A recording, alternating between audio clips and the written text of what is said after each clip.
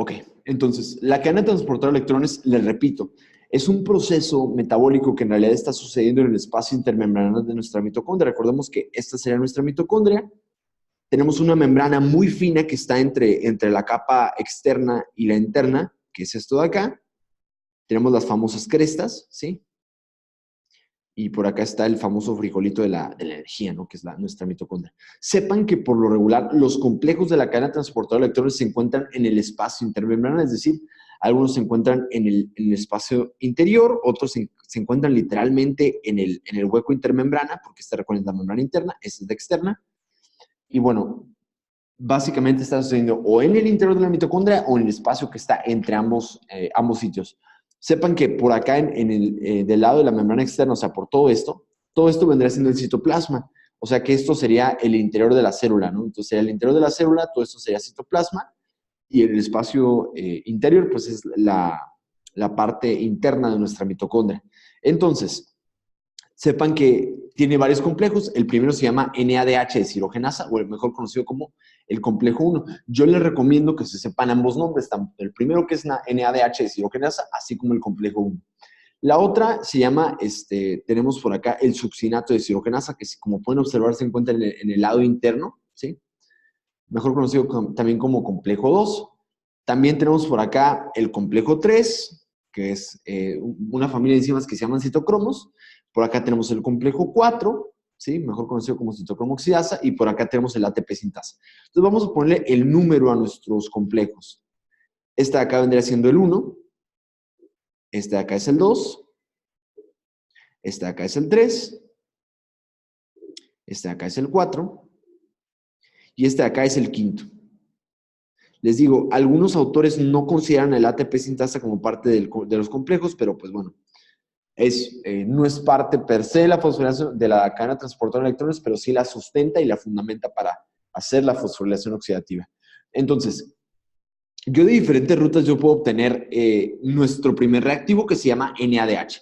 Yo sé por solamente ya con lo que comentamos previamente que el NADH nos va a proveer la capacidad de producir de 2.5 a 3 ATPs, ¿verdad? Hasta ahorita nada que no hayamos mencionado. Recordemos que de esta ruta pueden obtenerlos de varias partes. Por ejemplo, lo obtenemos de la glucólisis, lo obtenemos de la piruvato deshidrogenasa, lo obtenemos del ciclo de Krebs, lo obtenemos, como veremos más adelante, de la beta-oxidación, por mencionarles unos cuantos de los que llevamos hasta ahorita, ¿no? No son los únicos, pero el mensaje que les tiene que quedar, que la manera en la que nosotros producimos esto siempre es en gran medida gracias a la familia de enzimas que se llaman deshidrogenasas. Ahora, habíamos dicho entonces que tenemos nuestro átomo de hidrógeno. Esto va a representar un átomo de hidrógeno.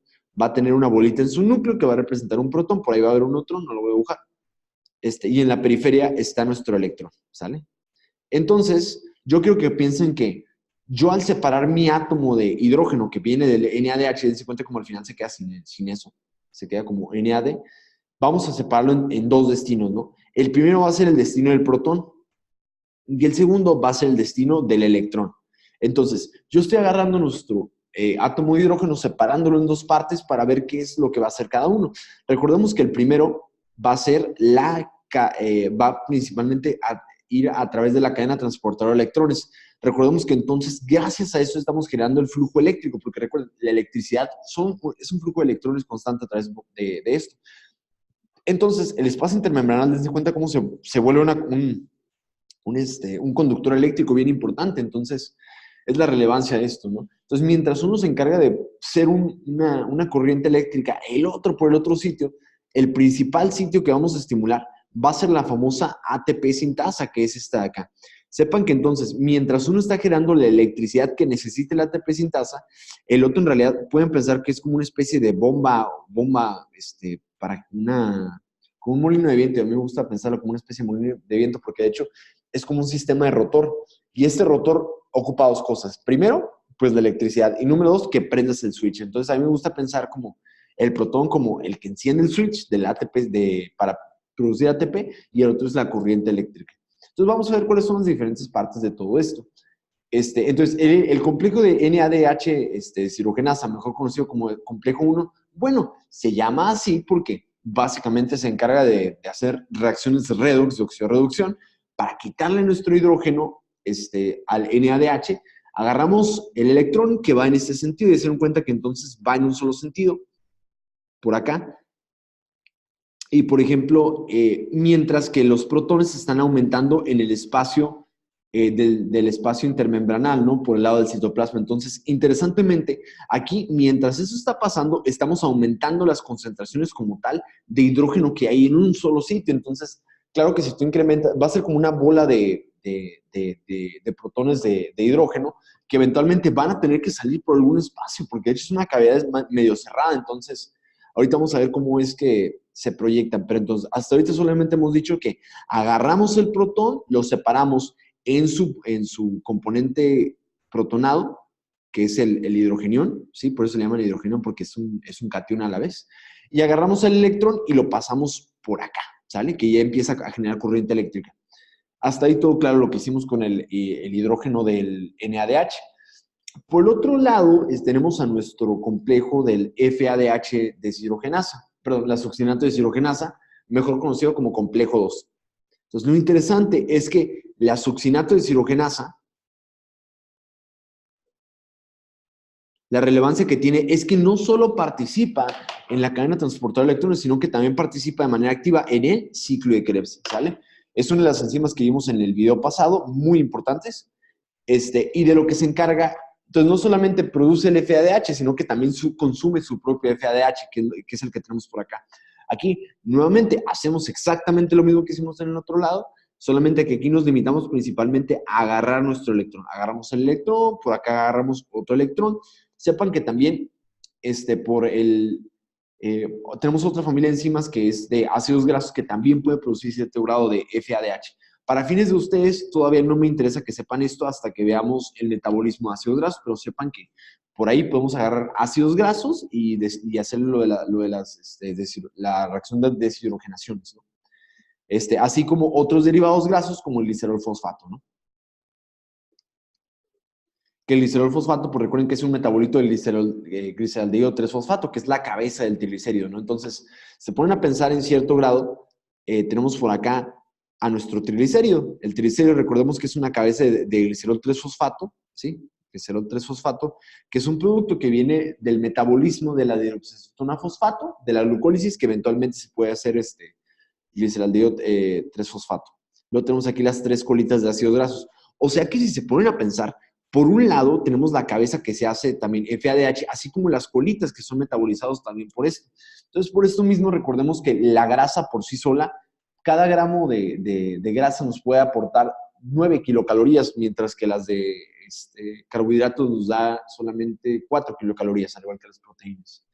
Entonces, importante que sepan que gracias a las grasas yo puedo seguir metabolizando esto, pero le repito, esto como tal, los textos o los libros o sus maestros no lo consideran parte de la cadena transportadora de electrones, solo como un dato extra que me gustaría que supieran. Entonces, hasta ahorita llevamos un complejo, dos complejos, solamente llevamos dos complejos. Sepan que hasta ahorita lo único que les he dicho es que el segundo, yo necesito que sepan que también participa de manera activa en el ciclo de Krebs.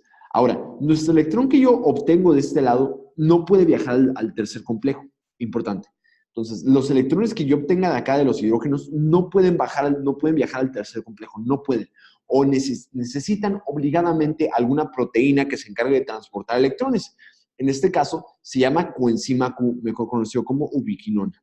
Muy importante. Entonces, ¿cuál es el objetivo? La función de la coenzima Q es transportar los electrones que vienen del complejo 1, que es la NADH deshidrogenasa, así como del segundo, que es el succinato deshidrogenasa. Entonces, agarramos los electrones de estos dos y los movemos hasta el tercer sitio. El tercer sitio se llama complejo 3, mejor conocido como citocromo. Ahora, sepan que todas las familias de enzimas citocromos, de hecho, son como los primos de la hemoglobina. Entonces, recuérdenme, la hemoglobina, bueno, más bien les voy a decir. La hemoglobina en el interior, sí, tiene un grupo hemo. El hemo básicamente es el que está transportando el oxígeno.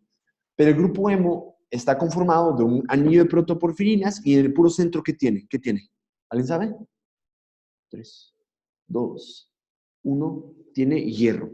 Entonces, no es sorpresa que el primo de la hemoglobina, que es la familia de enzimas que se llaman citocromos, en este caso es el BC1, ¿sí? Citocromo BC1, importante.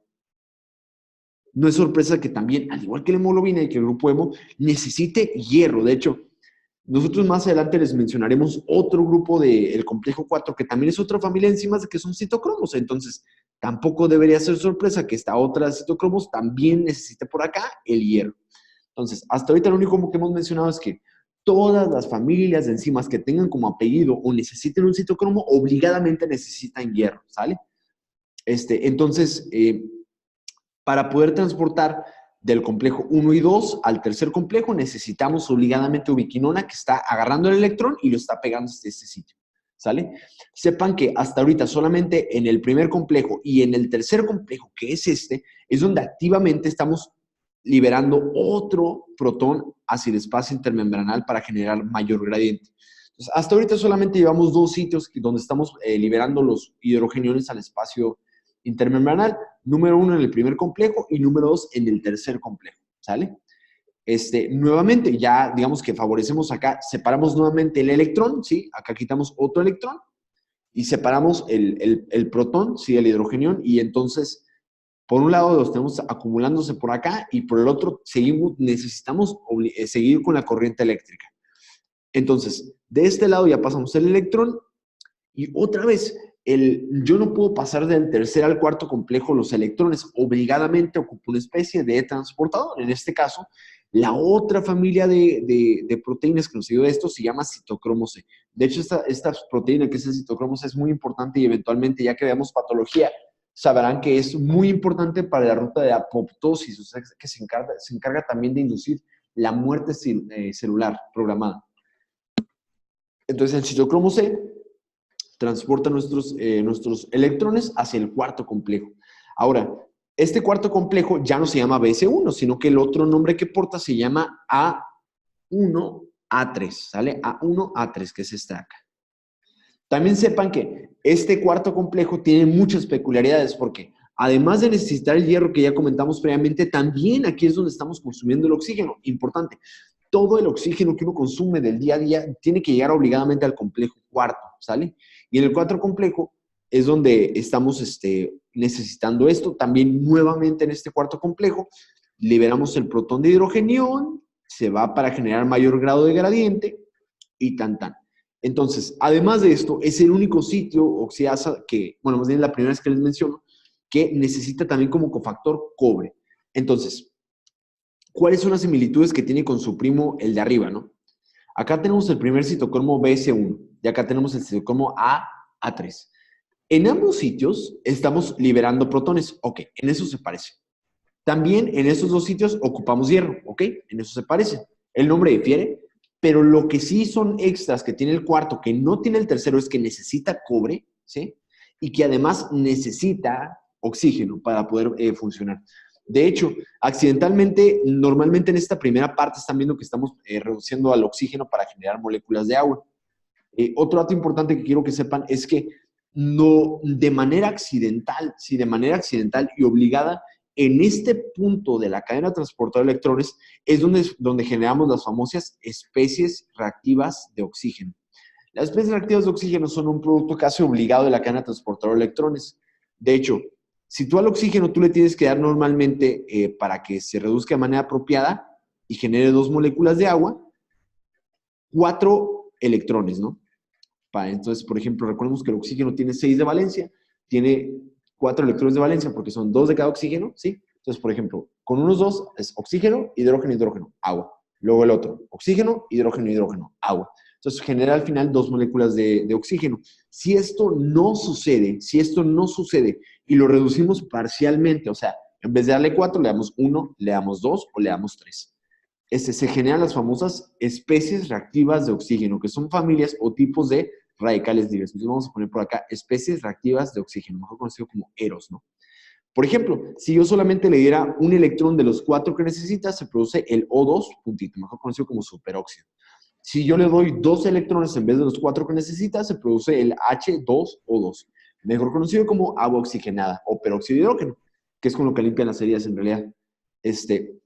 Y finalmente el OH puntito, mejor conocido como radical hidroxilo, que por mucho es la especie reactiva de oxígeno más tóxica porque es la que más se acerca a el octeto de Lewis. Casi lo logra, pero como que no tanto. Entonces, pues eso es lo relevante. Ahora, si se dan cuenta, en todo este periodo estamos aumentando una cantidad gigantísima de hidrógeno, e hidrógeno, hidrógeno, hidrógeno, hidrógeno, hidrógeno, hidrógeno, hidrógeno. Y recuerden, entonces, sería como inflar un globo. Y lo inflas, y lo inflas, y lo inflas, y lo inflas, y lo inflas. Entonces, una de dos. Si yo sigo inflando el globo, ¿qué le va a pasar? ¿Qué podría pasar con el globo? Se revienta. Se puede reventar, pero por ejemplo, ¿qué pasa si yo antes de que se reviente suelto la boquilla? ¿Qué le pasa al aire que está dentro?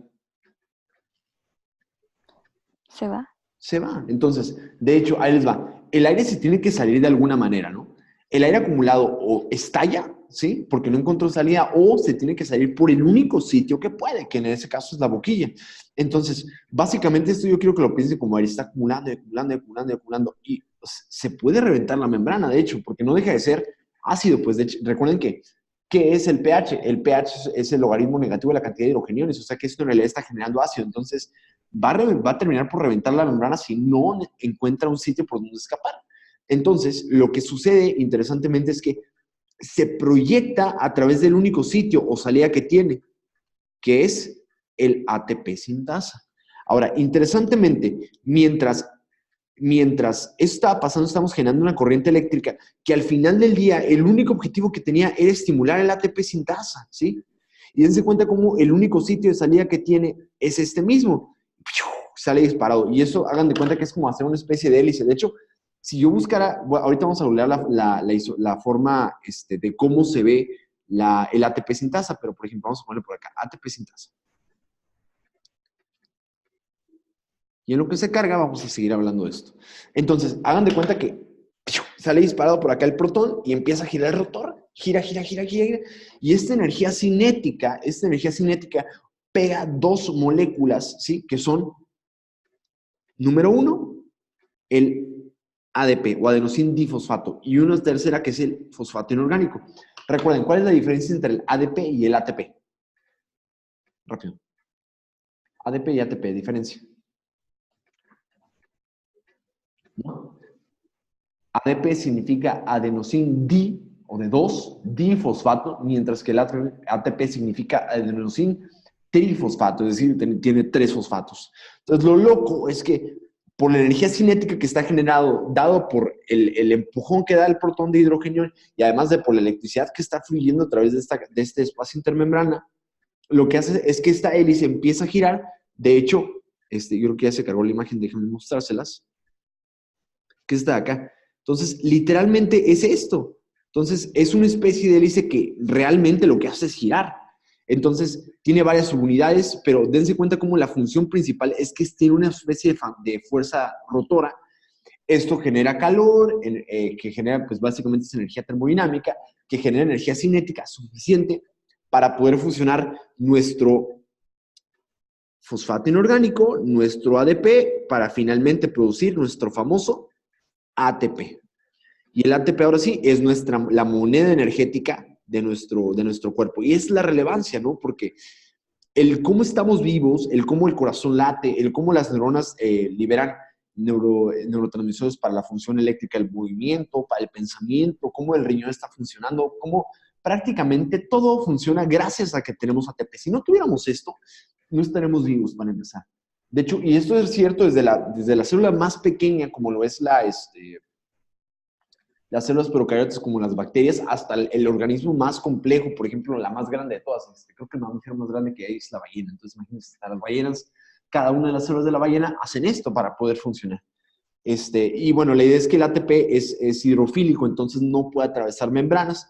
Por esto mismo, yo necesito una enzima que se llama ADP o ATP translocasa, que lo trasloca desde el espacio intermembranal, es decir, por acá, porque aquí no necesito el ATP, hacia afuera, que es el citoplasma. Y ahora sí, para que vaya la contracción muscular, para que libere neurotransmisores, para que haga varias cosas o funciones específicas de cada célula, ¿no? Entonces, ¿para qué sirve la translocasa? Es para enviar del espacio interno hacia el espacio externo, ¿no? Que esto es el ATP. Y tanta. Así es como funciona la fosforilación oxidativa. Algunos datos extras que tienen que saber es que a veces los preguntan, no siempre, que los barbitúricos, que son prácticamente son depresores del sistema nervioso central, por ejemplo, el fenobarbital, a veces lo utilizamos para, los barbitúricos son para algunas especies de trastornos epilépticos, o a veces también los podemos utilizar familias derivadas o similares a estas para la inducción de la anestesia. Pero bueno, los barbitúricos inhiben el complejo 1, o sea que prácticamente si tú bloqueas cualquier parte de esta vía, niños, sería el equivalente a ahogarlos porque no están respirando. O sea, porque recuerden, ¿para qué respiramos? Para producir energía. Entonces, si tú bloqueas cualquier parte de esta vía, sería equivalente a estar, pues, infartando todo tu cuerpo, ¿no? Entonces, los barbitúricos pueden bloquear el complejo 1. La rotenona es un insecticida, las insecticidas se actúan de muchas maneras diferentes. Algunos son inhibidores de acetilcolinesterasa, en este caso, inhiben al complejo 1. Por acá también, recuerden, el cianuro y el monóxido de carbono son competidores, ¿sí? Son inhibidores competitivos. Bueno, el monóxido es no competitivo, de hecho, no dije competitivos, son no competitivos, del oxígeno. Entonces, hagan de cuenta que se pegan en el sitio activo, ¿sí? Se pegan en el sitio activo donde se debería fijar el oxígeno y como ya no se puede fijar el oxígeno, pues pueden bloquearlo y de nuevo es una especie de mini infarto. Y bueno, tiene mucho sentido que el cianuro y el monóxido de carbono, como son antagonistas del oxígeno hasta cierto grado, pueden bloquear preferencialmente el complejo 4 y no los otros, ¿verdad? Tenemos otros antibióticos como lo es la oligomicina que pueden bloquear de manera directa el ATP sintasa. Y hay también algunos desacopladores, pero bueno, vamos a agregar entonces algunos puntos extras. Primero, sabemos que por cada molécula de NADH, ¿cuántos ATPs producimos? Los escucho. A 3 ATPs.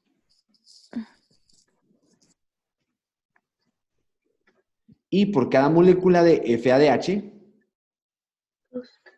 De estamos 1.5 produciendo a 2. 1.5 a 2 ATPs. Y finalmente, ¿qué más tengo que agregar?